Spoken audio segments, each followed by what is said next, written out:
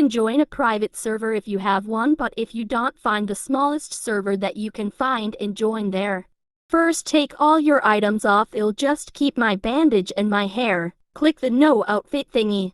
Second, find a spot where you can record. I'll record here because I always do, lol. Third, type in chat/lock camera. But first I'll find an emote. Okay, done.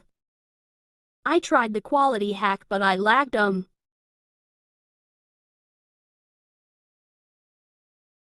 Okay, time to put in chat/lock camera.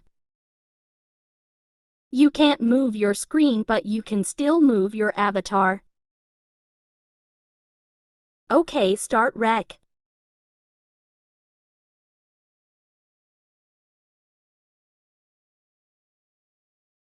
And when you're done recording, type in chat/ray.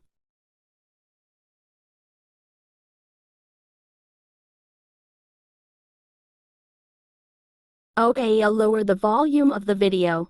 Okay, follow what I'm doing now. I put it edit audio.